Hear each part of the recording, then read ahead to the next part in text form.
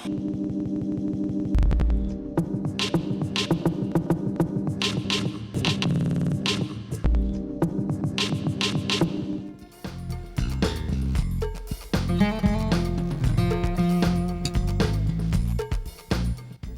joints, like mortise and tenons, are designed really to join two pieces of wood coming together in the same plane. But when you put them up in where the two pieces of wood are in fact separate planes, then it becomes a whole different issue. That's right. Here's a dovetail I just made. The reason I like this is because not only are they decorative, structural, but they're also their own jig or fixture for going together. What I like to do is actually put them all together, just start them together. Okay? And you haven't put any glue on them at this point. Right, so if I had a lot of these to put together, I could have them all about in this stage, and real carefully with a little paintbrush, artist brush, and some glue. I'd go ahead and put glue on all the mating surfaces, and I'd go ahead and do that on all the joints. And where working glue, you only have 15-20 minutes setup time. These go together real fast. Or you just take a mallet and you could finish the assembly of an entire drawer. Exactly. Exactly. A good place to use these dovetail joints, I've used them myself in many places. I've used them on drawers, all the kitchen cabinet drawers, all the bathroom vanity drawers. I just made a shelf that has a carved hark on it. And it's a beautiful joint. Because you're seeing the butt edge here, this is going to absorb a different amount of stain, so it really enhances the joint. Oh yeah, and they stand out. Yeah. This is a dovetail made by the Keller. The Keller I like because it's simplistic. Plus, it gives you a real accurate dovetail. I think you'll agree with that. Yeah, it is a nice dovetail. Now, on this one, you can't vary the spacing. You're locked into the template. Sure. But it still is a nice spacing. Well, how easy is it to use? Well, what I would do is go ahead and set up the first piece in a vise, and you start off doing the dovetail template first. This piece is used to making the tails. This clamps to the workpiece, like so. What I did is give myself a center line in the piece. And I'll go ahead and darken that line. That's the center of the board. Now what I like doing, so that the dovetails are symmetrical on each side, is go ahead and center that into the fixture. Huh. You'll notice this is a little relief made by the dovetail bit. What I do is I take that line and I center that on the jig. That'll center the dovetails in the board. And you don't have to be any more accurate than that.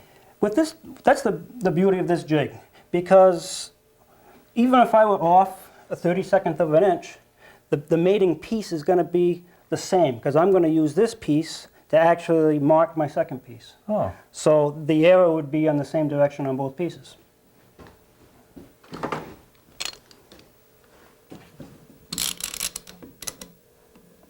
You want to clamp that down, making sure that it does stay flat and there's no gap and everything's sitting flush. All right. Okay. Now I'll start and just plunge into each one of these. These use a piloted bearing. Unlike all the others, most of them use a template bushing. I like the bearing better in this fixture. It's just once in, once out on each pass. And this is a dedicated proprietary bit. That's right. Sold by Keller for this Keller jig. All right. Now this has to be mounted in the router at a depth of whatever your thickness of material is, plus a ½ an inch, which is what this aluminum plate is. Okay. And I like to leave it proud by a 32nd or 16th of an inch. That way, when you're done, you just put it on a belt, on an edge sander, and take that little bit off. Yeah. Okay. If you did have a little bit of chip out, it would be removed. Okay, John. Now we just have to install this dovetail bit into the collet.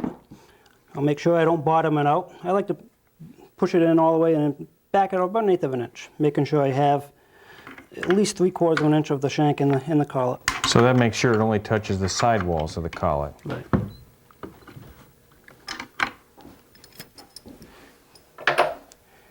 Now we have to set the depth of this bit. And the depth is set at ½ an inch, which is the thickness of this aluminum plate, plus the thickness of stock, which in this case is a 1/2 inch. And I like to leave it for about a 1/16 of an inch. So I'll set this at a depth of 1 1/16. But this is at your discretion. I could set it at 1 inch and risk the chance of tear out, which I wouldn't be able to remove because I didn't have anything okay. throughout.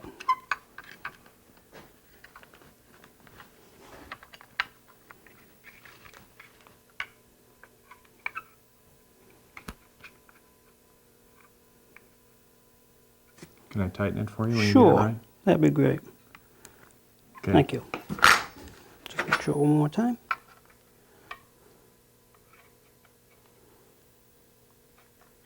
I think I have that.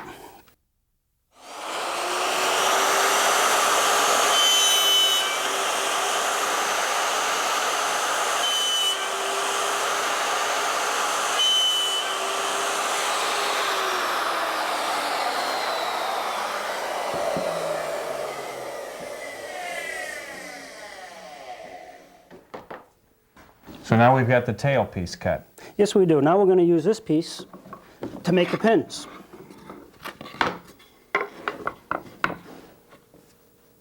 Now I'll go ahead and use this piece to mark my pins. Well, I like using this Japanese scribe. It gives me a nice crisp line rather than a fat pencil mark, which I could be off a 1/64 of an inch. What I do is I take the straight edge apart, make that true, and I mark one piece like so. All right. Now I'll take the pin fixture, and you can see my scribe lines. Pretty much what you see under this pin is going to remain. Everything else is going to be... And it goes right directly up against the line. Everything of the else is scribe. going to be removed.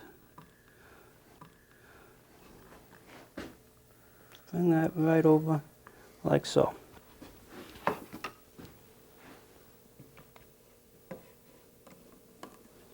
And again, make sure that we're down all the way, there's no gap. And we'll go ahead and make this cut. When I make the pins, I'm going to remove the face of this first. Actually be making a slight back cut or climb cut all the way across. And then when I actually come through with both plungers, both pulls. Cutting always towards you. Always towards me, because this block is actually backing up the cut on each side. And I won't get any, All right. I won't get any chip out that way. And that initial glance across the face will sever those fibers. That's right. All right. Now we have to go ahead and put the straight bit in the wood router.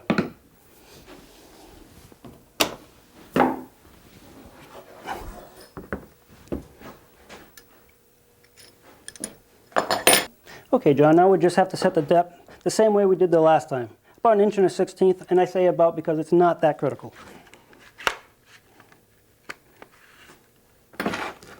Thank you.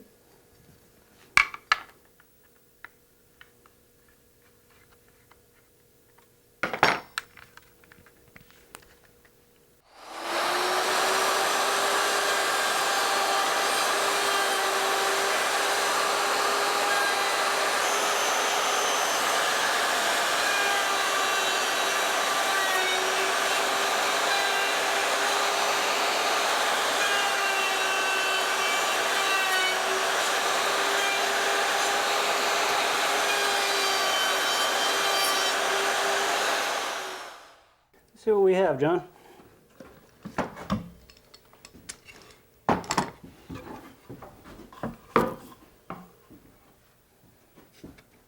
Well, they fit perfectly, he said. Let me coax it. There we go. Yeah. Now, if they didn't fit, there's no adjustment. They work. They work or they don't. They work. But I've never had them not work. And how long did it take to learn this? As soon as I took it out of the box, it was right the first time. Oh, that's terrific. I'm used to these being fussy. In fact, I'm kind of surprised many of the other systems that I'm aware of will index off the end. I'm not aware that any of them index off center like this. There's probably other ways you can use this. This is my personal technique that I like to reference from center. That way it's symmetrical and it looks to the eye well. And just nothing else is necessary.